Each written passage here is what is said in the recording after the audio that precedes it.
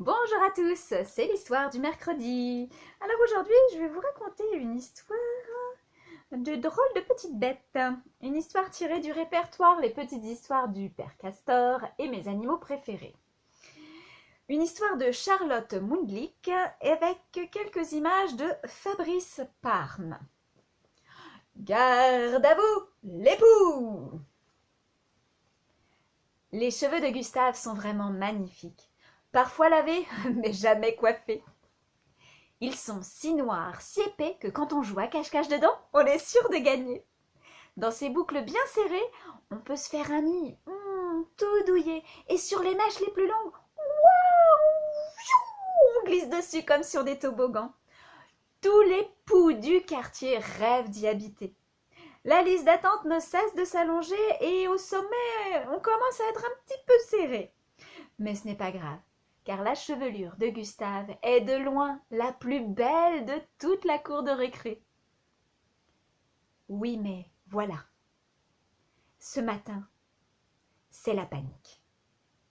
Cachée derrière une bouclette, la petite Marie-Rose n'en perd pas une miette. Elle doit prévenir les hôtes de ce qui vient d'arriver. N'entendant que son courage, elle bondit de mèche en mèche, boing, boing, boing, boing, boing, boing, et arrive tout essoufflée. Je ne sais pas ce qui se passe, mais les grandes dents, elles sont passées et ils les ont tous infectés.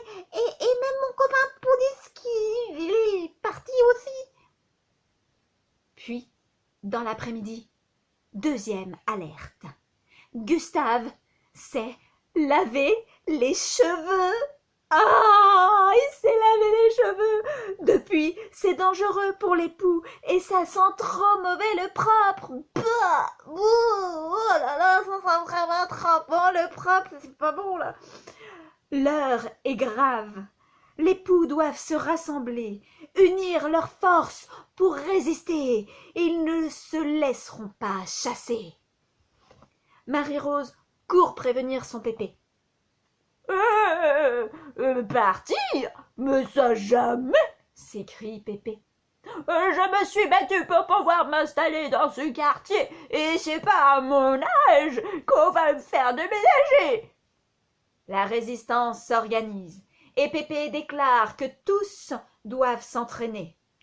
Mes petits glas, il va falloir vous muscler, et sans tarder. Attrapez les mèches les plus emmêlées et grimpez avec les nœuds. Les poux sont motivés et prêts à mener leur combat contre les grandes dents, car c'est sûr, elles reviendront. Marie-Rose ne quitte plus son poste de surveillance. Cachée derrière l'oreille, armée de son clairon, elle doit prévenir les autres en cas de danger. Le lendemain, Marie-Rose sonne l'alerte.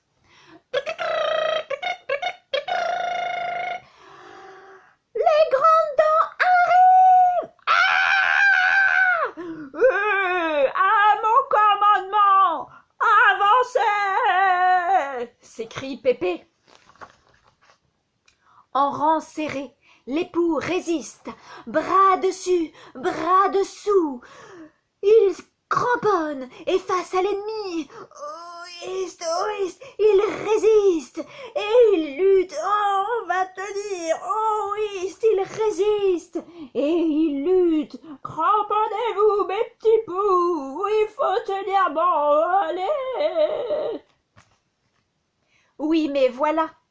Le peigne passe et repasse, si bien qu'à la fin, ils ne sont plus que 23. L'époux commence à paniquer.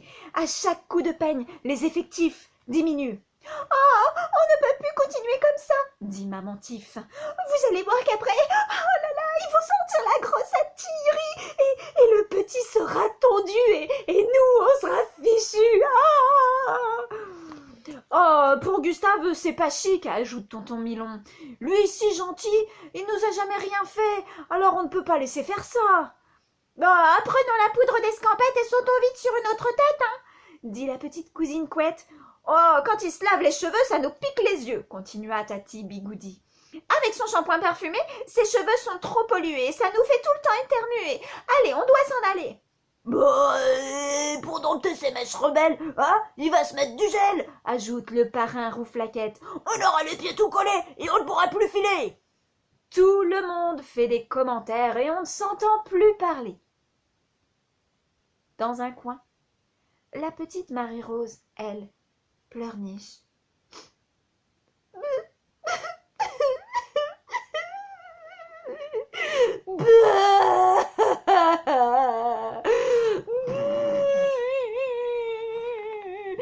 Mais moi je suis née ici, moi je ne veux pas m'en aller, je ne veux pas partir.